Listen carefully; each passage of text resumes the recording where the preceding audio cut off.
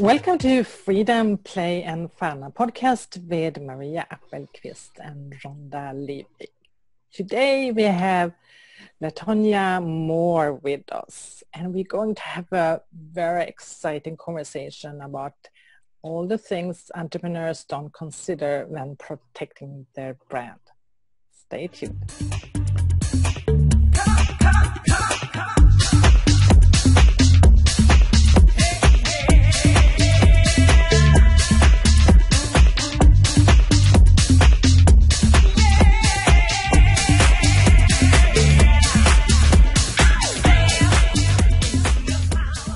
We're back again. A new week, a new conversation. Welcome. Welcome, Rhonda. How are you? I'm doing fabulous today. And how are you doing today, Maria? How's Sweden? Sweden is cold and rainy right now. Oh. I'm so happy we are having Latonya here today. She is a very competent woman. Like this, it's not many times I'm saying that, but she is really like a powerhouse, because Latonya, she's a doctor in law. She has a background in the corporate world, and then she transitioned into a whole new life where she, among other things, beyond being a specialist in branding, has her own radio show on the name Real Perspective, and she's the founder of the She Matter Ambassadors movement, which is a global grassroots community building initiative to garner support for education, engagement, and an elevation of women through building global, intergendered, intergenerational, collaborative partnership. I can say so much more about Latonya, but I think this is a good for an introduction. Welcome. Thank you, Maria. Thank you so much. It's so good to have you here. And I'm so excited about your specialty, because you are known as being a specialist when it comes to protecting your brand. And I know a lot of business owners, they don't even think about their brand. So maybe that's a good way to start the conversation. When is a good time to start to think about your brand? Well, actually, from the very beginning, you must have a plan in place. So, think about, for example, what's going on now for those of us that are here in the United States and close to the southern part of the country. Who would ever think that there would be two devastating hurricanes back to back? Okay. So you have to think about it in that way. Like, now people are talking about being prepared because it's in their face. Right? There's been a disaster. There's been some devastation. So what I always tell my business clients is that these are the things that you have to think about up front, because we don't think about the things that aren't usual. The mainstream books, they don't talk about things like disaster preparedness, just to use that as an example.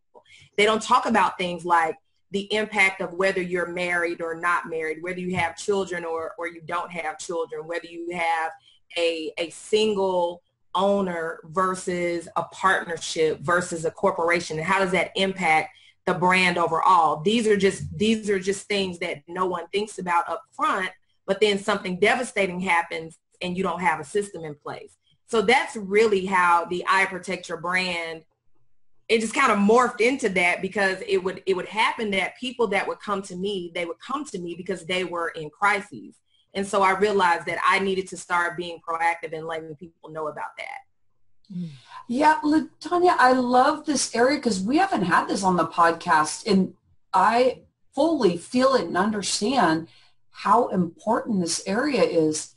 So do you find that people have to really be at a certain level before you have this really deep discussion? Because you said right away, but it just feels like so many people are starting their business and they don't know who they are, where they're going, and those questions. Are there some other questions that you ask that people automatically know right away, so they don't have to be up and going and being in that confused state? It just seems like it takes a while to get going in your business. Please give me some more insight on that. Yeah, so what happens is that, again, it really, these are the things that people don't think about. It's sort of like you really don't think about the police until you need to dial 911. So it's like you're in a crisis. You really don't think about the fire department until there's a fire. But what have we started to do, at least here? We have schools have to have evacuation plans. Public places have to have evacuation plans for things like that. For those of you that have been following now with all of the active shooters, for example, now they're telling companies, you need to have an active shooter plan. But remember, all of these things come out of crises. No one thought about that until it happened. No one thought about the fact that they weren't prepared until, okay, we lost a number of people because they had no clue what to do in this circumstance. This is why I'm coming on podcasts like this, telling people that's why you need to think about these things. You have to now think about it. The average person never says, let's say you have a married person that has a business, it's flowing, it's flourishing. They never ask themselves, well, how would my divorce, if I were to have one, impact my business? Because no one wants to think about divorce. No one wants to think about the demise of that relationship. However, there still may be other liability that has nothing to do with that. What if you lose your partner, for example, to some type of disability or some type of devastating illness? So now you don't have that second income. And that may be the person who, because they're working, because they have the quote stable income, you're allowed to sort of do and grow this business because there's, you don't have to worry about your home life, for example. We don't think about those things until they happen. And I've seen people go through devastating losses of, family members and their support system and then their business because they weren't prepared. So when you're speaking about the brand, you're speaking about the whole legal aspects of what your business means from, I'm sensing from contracts, how you write contracts, how you work with clients, the legal base for protecting services or products to is it also that like the brand, the design of who you are and what you represent in itself? Like, is it a whole range? Absolutely. So what I call it is the 360 holistic approach. And so for those of us that's have been in corporate America for a while, you realize they talk about the 360 model of management. They talk about the whole employee. They talk about the whole operation. That's the exact way that I approach this whole situation with protecting the brand, because again, it's more than just having a copyright. It's more than just having a trademark. It's more than just having a patent. Because remember, that's the thing that protects you against outsiders, right? That's what we do in the legal community. We say, okay, this is how you protect yourself from someone stealing your logo or using it, and not having a license. We think about that. But what we don't think about is my brand protected against a hurricane? I'm just using that as an example. Is my brand protected against a divorce? Is my brand protected against some other personal? What about this? What if it's you? What if you are the brand and you may have 50 or 60 or 100 or 1,000 clients and something happens to you? Well, then what's next? What happens? Because those clients typically they want to be serviced. So what are you going to do? All of these things really go into protecting your brand, but it's those life things that we don't think about, because we don't want to think about them because they're devastating, right? We don't want to prepare for something devastating because I think in our minds we think, well, if I have a plan, it's probably going to happen. Instead of being realistic and saying, I need to have a plan. I don't know if it's going to happen, but I want to be prepared if it does. And as we're talking about this, it's really opening up areas that in my mind, I keep thinking about structure and because we're talking about like devastation and some major things that can happen to protect if somebody is the main income person into your family. So I keep in my brain, am I thinking correctly when I start thinking about insurance? Are we talking about that you even start looking at like what types of insurance you may need to be implementing into your business to make sure that you are paying in enough to get that support and protection so that you can run your business and make sure the back office and the front side to the back office, everything is snug and tight and protected? Absolutely. And you bring up something great, because I know lots of people, and these are people that have become my clients as well, that they're in a partnership. They don't have something that we call, I think it's called like key man insurance or key personnel insurance, where they're in a partnership. Typically what happens is you have the one person that's a great manager.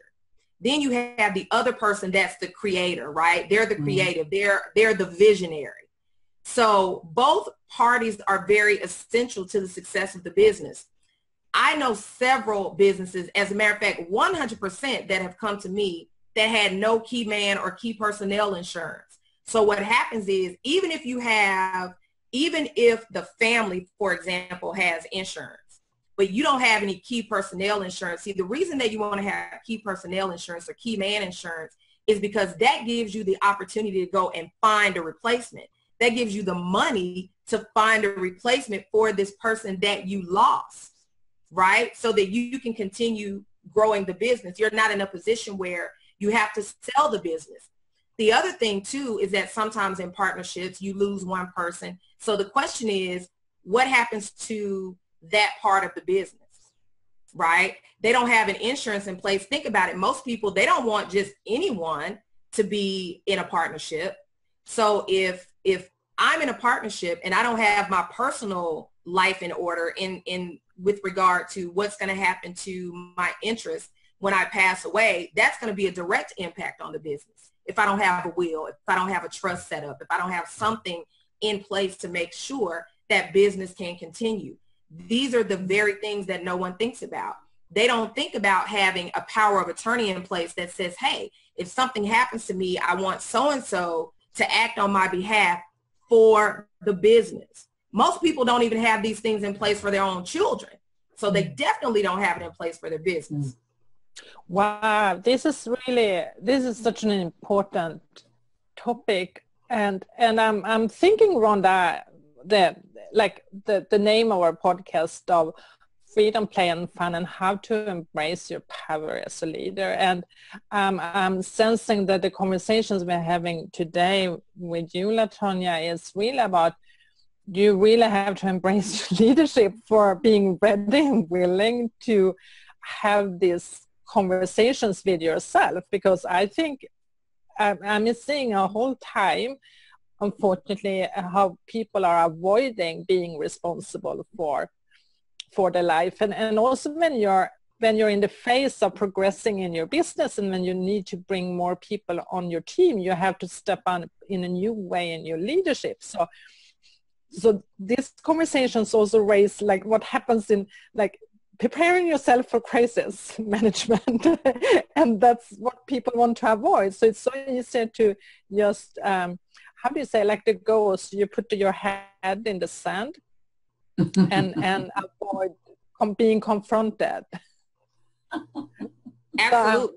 You must have so many stories, because that's also what lawyers do. They come into people's life because there is a crisis and it needs to be handled in a legal way. So that's your experience. And I'm also sensing it was your own experience of being a lawyer that had you shifted into your business model of helping people, protecting their brand. So would you like to say something more about this transition? Because I think there is something important here of what you actually saw and what happened and what motivated you. Sure, absolutely. One of the things that for me, I spent the majority of my legal practical, and I have to say it like that, my legal practical career as a litigator. And as a litigator, whoever your client is, that's the side. There's no question, like there's no middle ground. Your objective is to get the client what it is that they're seeking and what it is that they're looking for. And for me, I mean, I'd like to think that I did a good job. My record is pretty stellar, but it was one of those things that it was just sort of like, well, yeah, you won, but you really didn't win, because if you count the cost, you really gave up so much for this one little thing. You have a string of ruined relationships, because remember, my background is in labor and employment. So these are people that are forced to still have a relationship, right? Like, they don't leave the company. So what happens later when we win the case? Okay, we win the case, the employee loses. Now what happens in that work environment? Because you have these two opposing sides that are forced to work together, just like family law, when that's why custody is such a big issue, because these people, they have an interest, right, that they still disagree about, and no one really won. And so for me, when I knew that I wanted to do my own practice and have my own business, one of the things that I wanted to do is enter into this area. It's kind of new and emerging, called collaborative law, which basically says each side needs to take ownership of the situation and be willing to agree, even if they have to agree to disagree. They must come to the table to be willing to resolve their issues. So that's where it first started. And then it kind of morphed from there into really encouraging clients to be proactive up front, plan for these things up front. You're going into a business with your best friend, and yes, you guys have been friends for 30 years and you love each other right now. But if there's a discrepancy in what happens then. So this is why you have to plan for all of these things up front, because you don't want to be at odds and you don't want to be in a crisis when you need the situation resolved. And I like that we're talking about like stepping in and, you know, and agreeing to disagree or something, because you know that there's going to be something we're going to have a relationship with somebody in that space. And as a leader in feeling this agitation, like I've never stepped into this, I'm very concerned about if I go into this crisis mode, I'm putting a seed in my company saying, what if this happens? What if that happens? So we, Maria and I, especially through the podcast and some of the networking we do, we meet up with so many people that are very holistic, and their whole world is about meditating or doing some type of special process in their life where they are building this beautiful flow, and it's all very positive. LaTonya, what you're saying is something so massively important. So when you are meeting, because I know you are in this stage too, where you're out networking, you're meeting people, and there's so many people that are connected with the earth and very soul searching. How do you guide somebody into that space that you know that they want this, but they are so afraid to step into this discussion because there's a new space of not saying positive stuff and the flow of everything, but you're trying to guide them and appease the stress that they feel that they don't want to deal with, even though they know their leadership is important, but they know that they're still struggling with talking about this good stuff, but it just feels weird on the body. How do you get people to really balance themselves and really step into the conversation with you? Well, you know, Rhonda, it's interesting because what I try to get people to understand is that this is not a negative conversation. It's actually a positive conversation, right? Because what it does, it decreases the level of anxiety and crisis that you're going to feel, because where everyone else is running around and they have no idea what to do in this situation, you know, because you had your what if, right? You had your plan that now you can say, okay, I don't even have to think about this because I can go to my plan and I can follow it. That is such a position of power, right? Because now you're not figuring out, well, who do I call about this, or what do I do about that? You're not in that situation. And so I help them understand being in the situation and being in the moment unprepared is much worse than the small amount of anxiety that you're going to feel right now in talking about this. And then guess what? It's even better if you never have to use it. You know, I just having this conversation, I recognize I've been in these situations myself. I was in a partnership, like a business partnership, and we published a book together, and we had plans for our common creation. And it came, and we didn't like, even though we were professional coaches and we could have, and in some way we had designed everything, we hadn't designed for the crisis that happened. and as a result of that, I never pushed forward the book I'm an author for, because like everything that we had created together was still not, we had no legal foundation on it. So I came out from this story, and I'm hearing a lot of other business owners having the same experience of being in a partnership, is that I came out with the awareness that from now on, I'm never going to be in a business partnership with someone. It's going to be something like we're having our own business and being and invoicing each other or something, but really being independent, like that's. And I'm hearing a lot of other business owners saying that as well. Like, I will never ever have employees again. So, and I'm also realizing that it's, you know, we past experiences create beliefs and thoughts which runs our life that can also prevent us and becomes an obstacle for progressing in our business. Because I'm realizing if I'm having this past experience because became negative because the legal aspects were not handled, which could have been handled, and it could have been a much better exit for both of us. Yeah, absolutely. And I'll just use your example of writing a book, because of course there are 1,000 anthologies out there. Different people have different ways that they set it up. I am a big proponent in always having a contract, even if you just agree, hey, we're going to own everything jointly. We're going to share expenses. We're going to share profits. We're going to share losses, all of those things, because you've created a product. So you've created property, and you have to think about it. It's just like if you go and buy a house, that home still has to have a deed of ownership. So anything that you create is a piece of property. We don't think about it, right? We don't think about our intellectual property the way that we think about our real property. We don't think about that, but it's the truth. You know, we don't think about that the same way that we think about our securities, because we see them as being things that grow in value. We don't assess the same value to our intellectual property, right? And what happens is we get burned, and then we say, I'm never doing this again. I had a client who said, well, I never want employees. I've been there. I've done that. And so I just told them, I said, well, then do you ever want to grow? Do you ever want to grow?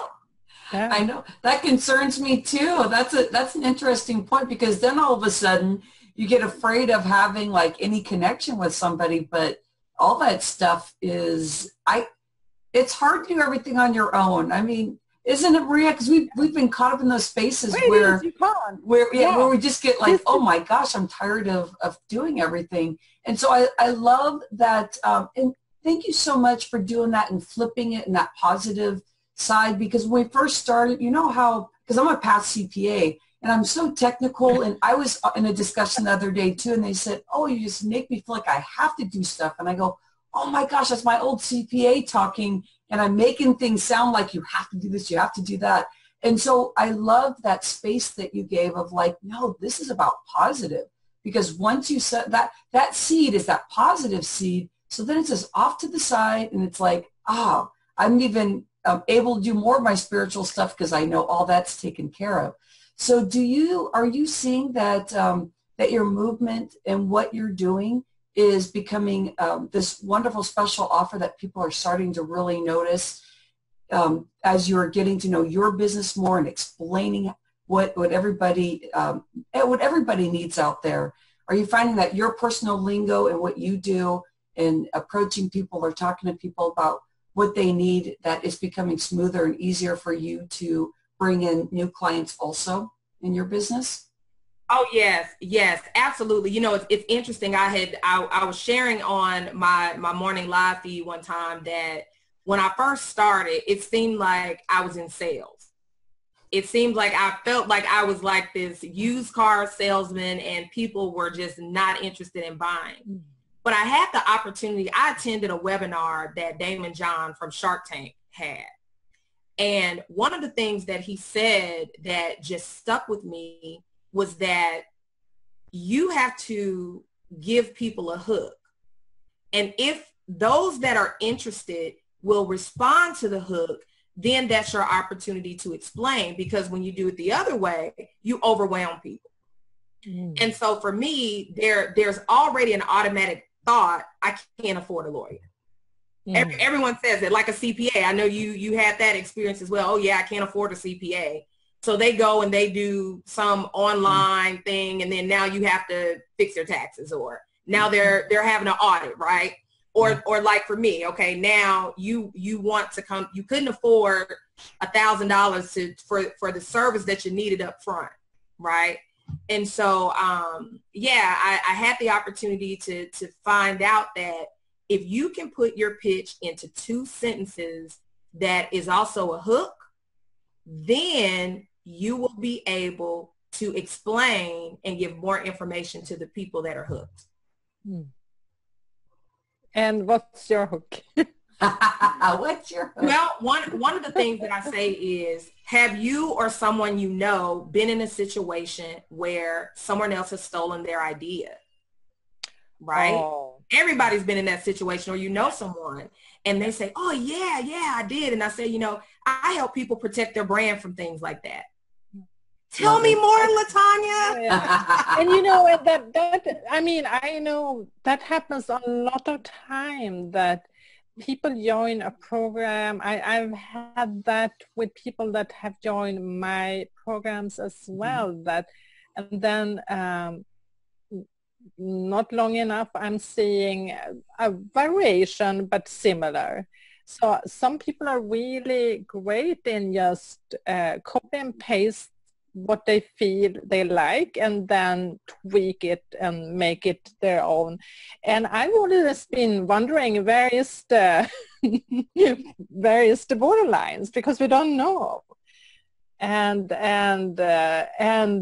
of course, if you have protected it in a way, it's yeah, you're in a different situation. And the bigger you become and the more established as a business you are, and of course the more important this is. Or maybe, like you're saying and arguing, it should be important from the beginning. So maybe this is what I'm saying, like what I'm saying unconsciously, is that you're making me aware of a lot of things that we wasn't aware about, which is great, is that we're sort of postponing it and thinking, this is something I need later on when I become bigger or when I'm making more money. But actually it's information we need right now. Do you have a package of information or something that people can have, or like have, like how do you how do you work with people? So yeah, so I do have packages that people can work, you know, they can work with me. It really just depends on your particular situation. So typically what happens, I have a brand that would come to me because people are at different levels. So let's just talk about the established person that's tired of someone taking their idea and tweaking it and doing something else. What I do is, when I work with them, one, I really counsel them on how to ensure or diminish the probability of this happening, number one. Number two, the things that they need to do. So I give them specifics. This is what you need to do when you see that happening. And so they have form letters. I teach them how to, I give them form contracts, for example, when they're doing their transactions, and I teach them how to update those contracts as they go. So they don't have to come back to me and pay $500 to $700 for each contract that they need.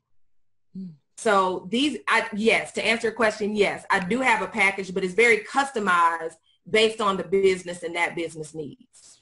So where can they find you? I know you must have something special for our listeners to go and start learning more about what you do.